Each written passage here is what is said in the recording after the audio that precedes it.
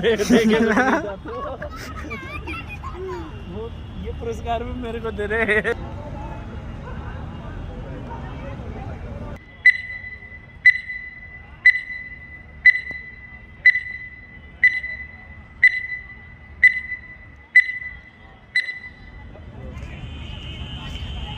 दोस्तों, आज जब भारत अपनी आजादी के 75 वर्ष पूरे करके अपनी स्वतंत्रता का अमृत महोत्सव मना रहा है, हम सब इस ऐतिहासिक लाल किले पर जमा हैं, जहां हर साल हमारी आजादी का परचम देश के प्रधानमंत्री जी फहराते हैं।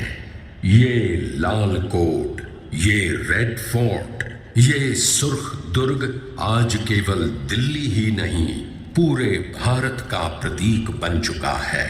सदियों से लाल किला भारत की प्रभुता का, संपन्नता का, सहिष्णुता का और कई कई संघर्षों का द्योतक रहा है।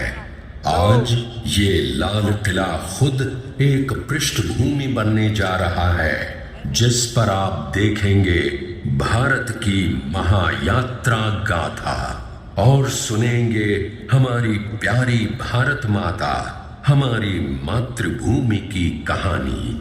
तो भाइयों और बहनों, बच्चों और सम्मानित बुजुर्गों, तैयार हो जाइए कई हजारों सालों की एक लंबी यात्रा पर चलने के लिए। प्रस्तुत है मातृभूमि। ओहो, साक्षात थैंकू जी। ये यूट्यूब पर डाल।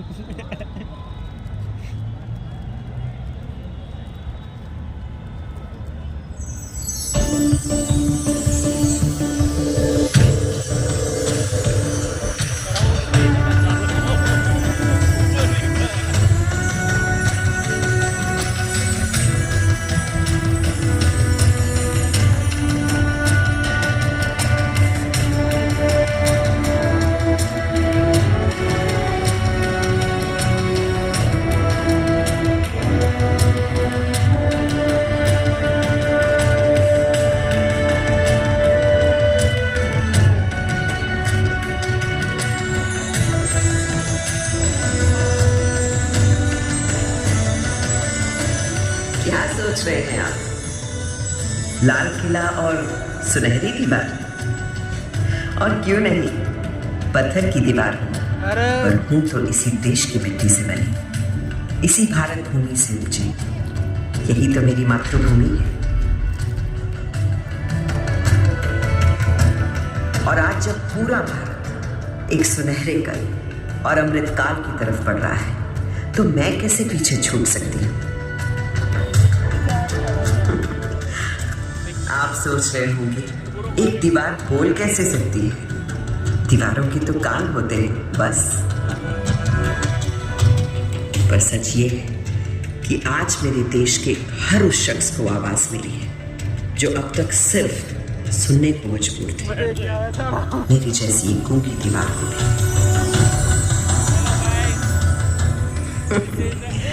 ऐसा नहीं कि सुनहरा समय मेरी मातृभूमि ने पहली बार देखा। मेरा भारत तो हमेशा से सोने की चिड़िया कहलाता था और एक के बाद एक कई स्वर्णिम काल देखता रहा है। अब मेरी जन्म कुंडली ही देख लीजिए।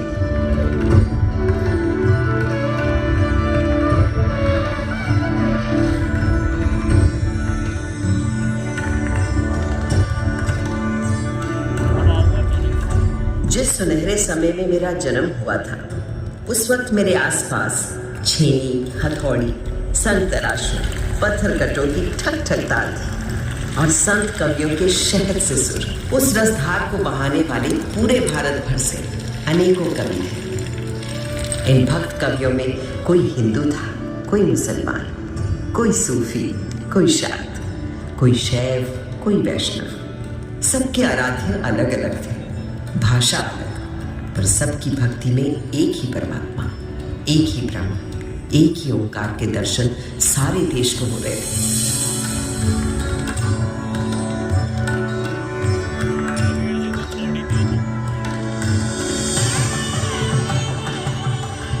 तो दिखता है हमारे देश के त्योहारों में, जब एक ही दिन, एक ही मुहूर्त, जैसे मकर संक्रांति पर खिलाते हैं अलग अलग उत्सव।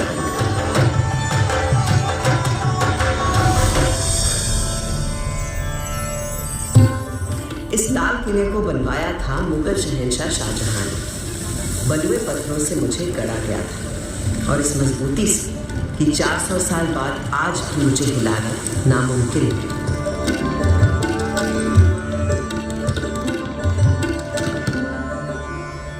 बिल्कुल उसी तरह जैसे है मेरे देश के विचार, सिद्धांत, उसूल।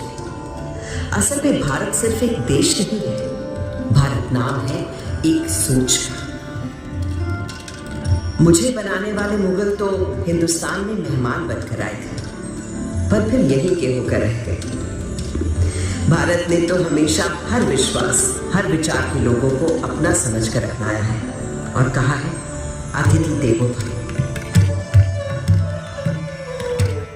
मगर उससे भी बहुत पहले भारत ने कई स्वर्णिम युग देखे थे, जैसे था हमारे देश का वैदिक युग। सरित सरस्वती नदी के तीर बैठे जब ऋषि मुनि गंभीर, समिधा अग्नि आहुति और यज्ञ तपस्या कर हुए सब प्रज्ञ, रचने लगे वो वेद पुराण ऋग अथर्व यजुर और साम, शोध किए सब जीवन तत्व, खोज निकला प्रकृति का सत्व, जीवात्मा परमात्मा है एक, माया ब्रह्म से लगे अनेक, आत्मा अजर अमर अचेत, अनादि अनंत अखंड अभेद। वेदों को रचने वाले इन ऋषियों ने दुनिया को जीवात्मा, आत्मा, परमात्मा की जिस एक की बात हमें सिखाई थी, उसी को श्री कृष्ण ने धर्म क्षेत्र कुरुक्षेत्र की युद्ध भूमि में अर्जुन को सुनाया था। जैसे पुराने कपड़ों को उतारकर मनुष्य नए कपड़े पहन लेता है, उसी प्रकार आत्मा भी पुराने शरीर को त्याग कर नया शरीर धारण करती है। इस आत्मा को ना तो शस्त्र काट सकता है और ना आग इसे जला सकती है, ना इसे पानी भिगा सकता है और ना ही हवा उसे सुखा सकती है। तब से आज तक आत्मा की संस्कृति ही भारतीय संस्कृति की आत्मा है और ओम की ध्वनि उस परम ब्रह्म का स्वरूप।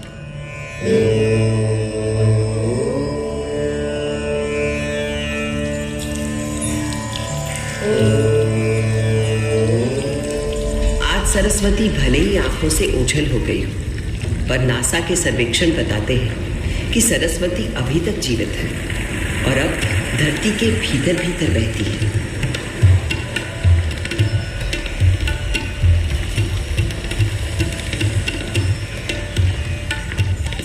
मगर मेरे देश की शुरुआत तो उस वैदिक युग से भी पहले की है।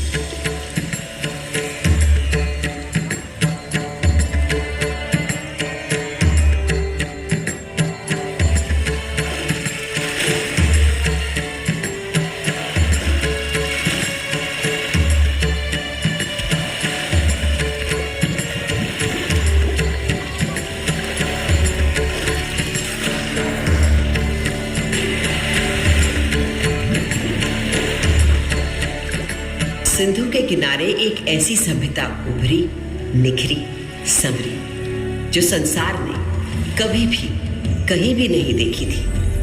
उस वक्त के हमारे शहर थे smart intelligent cities. This was a wonder called India.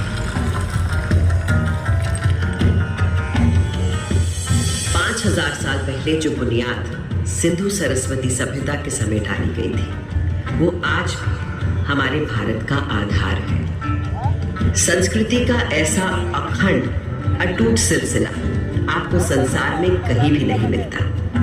हमारा देश नए को अपनाते हुए कभी पुराने को नहीं भुलाता। इसीलिए तो कल का भारत आज भी जीवित है और कल भी रहेगा।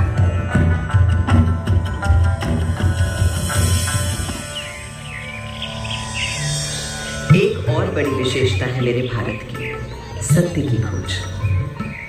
भारत नाम का अर्थ ही है भा यानी प्रकाश, और उसकी खोज में लगा हुआ व्यक्ति। प्रकाश यानी सत्य की खोज में केवल योगी, मुनि, ऋषि ही नहीं, सुख सुविधा में पले बढ़े राजा राजकुमार भी किसी से कम नहीं रहे।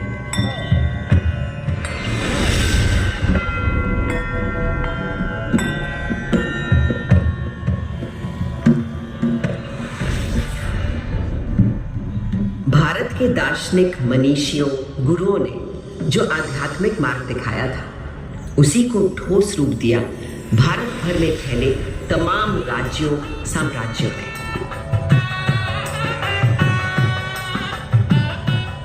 दूसरी तरफ थे हमारे अभूतपूर्व वैज्ञानिक, गणितज्ञ, खगोल शास्त्री और वैद्य।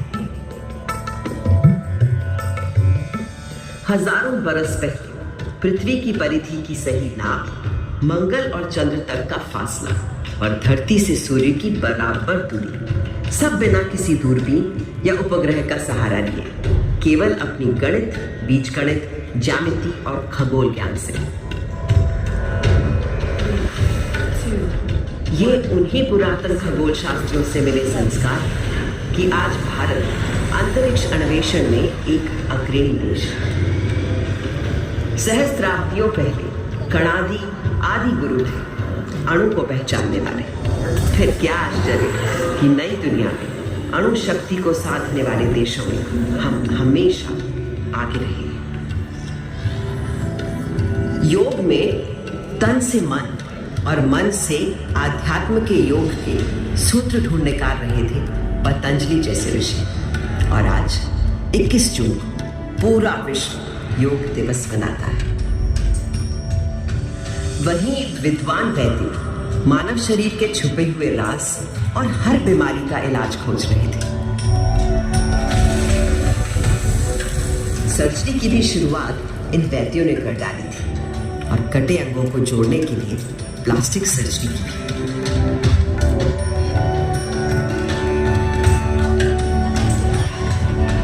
इन भारतीय वैद्यों से मिली प्रेरणा ही तो है कि कोविड आने पर आत्मनिर्भर भारत ने कुछ ही महीनों में खुद बीमारी का टीका बनाकर 1 साल के अंदर टीके लगाए। ये दवा हमने दुनिया के और देशों को भी दी, क्योंकि मेरे देश का हमेशा से मानना रहा है वसुधैव कुटुंबकम, सारा संसार हमारा परिवार, वन वर्ल्ड वन फैमिली। तभी से भारत सोने की चिड़िया कहलाता था और यहाँ का बेहतरीन, बेशकीमती, बेमिसाल माल और हिंदुस्तानी हुनर कारीगरी के नमूने दुनिया भर में जाते और लोगों को रिझाते थे। संसार को तमाम सामान ही नहीं, शक दर्शन और 4 धर्म देने वाले भारत पर कई लोगों की बुरी नजर लगी हुई थी। मगर जब विदेशी हमलावरों या किसी आतताई ने मेरी मातृभूमि के मूल्यों, धर्म और संस्कृति पर हमला किया, तो माँ की लाज बचाने के लिए मुंह तोड़ जवाब भारत की जाबाजों किसके नाम, जैसे जरा याद कीजिए मेरी दिल्ली की पृथ्वीराज चौहान का पराक्रम। राजा पृथ्वीराज चौहान वीरों में था वीर महान, अजय मेरु से दिल्ली तक फहराता था उसका निशान। 8 बार था किया पराजित जब गजनी से आया गौरी, पर था दुर्भाग्य 9वें युद्ध में टूट गई वो पक्की डोरी। हमारे राजा पृथ्वीराज चौहान को मारने से पहले क्या आप इनका शब्द भेदी बाण का कौशल नहीं देखना चाहेंगे, जब यह बंद आंखों से केवल आवाज सुनकर ही शिकार पर निशाना लगा लेते हैं। ये अंधा क्या निशाना लगाएगा? लगाएंगे महाराज पृथ्वीराज निशाना, बस आप आज्ञा तो दीजिए और दीजिए इनके हाथ में एक धनुष बाण। चलो ये तमाशा भी देख लेते हैं इस काफिर के मरने से बेहतर। दे दो इस अंधे को तीर कमान।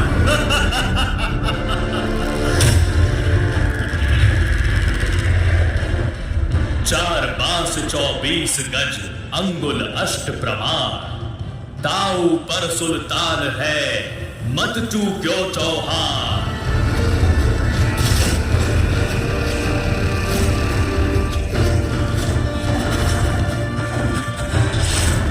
यूं मरकर भी उस राजपूत ने बचा लिया भारत का मान। धिक्कार है उन्हें मरा समझो, कायर जो जिए पिए अपमान।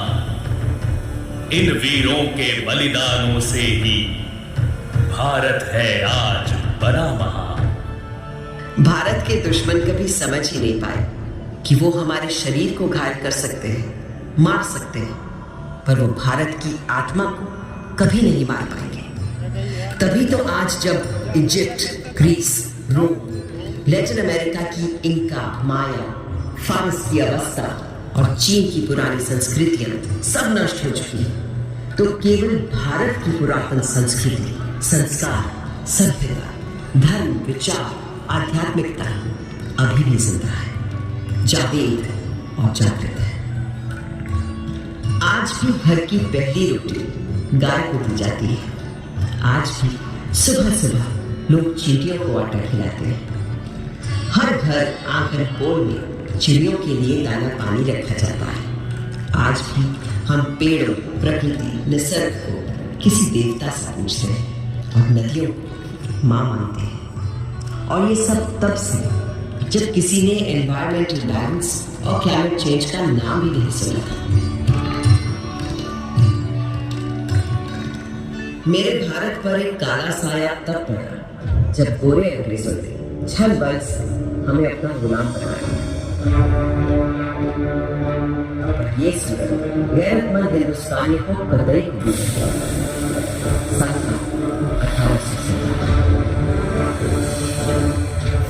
सुनो भाइयों कथा सुनो 57 की। कान खोल कर सुनो कथा है क्रांति के पहले सावन की। अंग्रेजों की धूप कड़ी थी, धरती पर थी आफत। 57 की गर्मी पाकर खिल उठी थी बगावत। सारे भारत में आग लगी थी, क्या झांसी क्या अंबाला।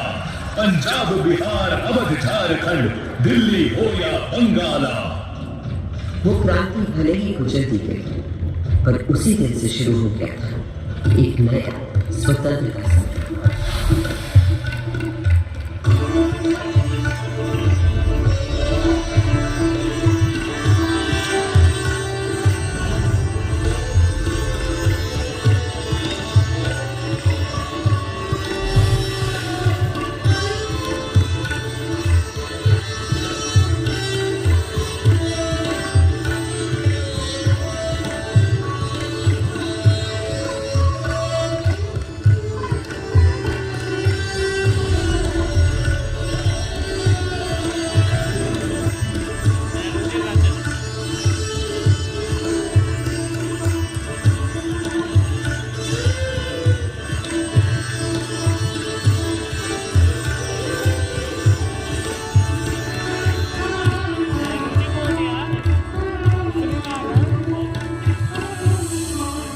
90 साल लंबी जंग आज़ादी के बाद जब मेरे भारत ने 15 अगस्त 1947 को स्वतंत्रता पाई, तो उस दिन सदियों की गुलामी के बाद मेरे इलाके में करके आजाद भारत का परचम फहराया गया था। उस दिन से आज तक देश के 14 प्रधानमंत्री हर वर्ष स्वतंत्रता दिवस को यहाँ आते, और जब देश का गौरवशाली तिरंगा फहराते तो मैं गर्व से ऑफ कर जाती।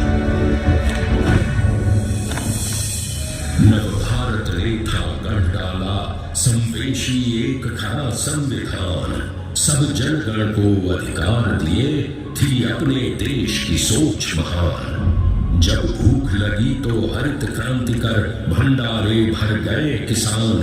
शक्ति ऊर्जा के पूरण को अनतोड़ गए अपने विद्वान।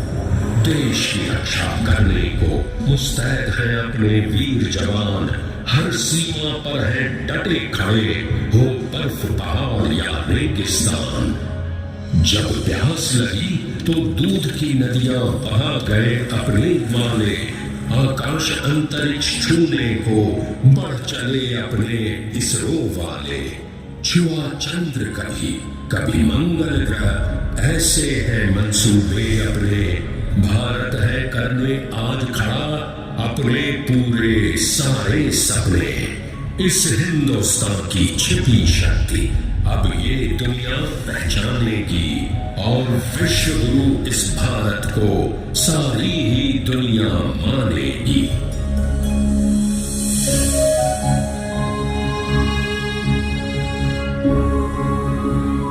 400 सालों में मैंने बहुत कुछ बदल के देखा है, पर जिस तेजी से अपने देश में बदलाव आज मैं देख रही हूँ वो अद्भुत है, अद्वितीय है। और मुझे विश्वास है भारत एक ऐसा उन्नत, विकसित, उज्ज्वलित भारत होगा जिसे शायद मैं भी पहचानूं।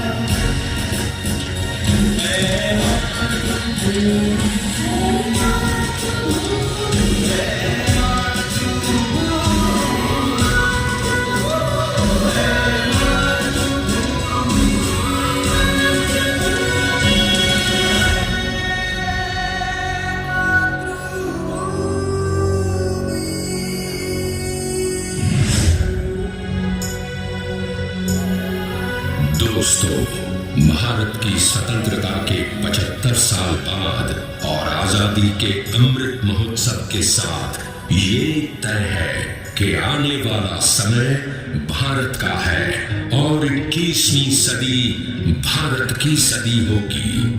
आज भारत देश के पास कुछ कर गुजरने का मौका है। आज हम सबके पास अपने हुनर, हौसले, हिम्मत को सामने लाने का मौका है। आज सिर्फ अपने देश की ही नहीं, पूरी मानवता की सेवा करने का हम सब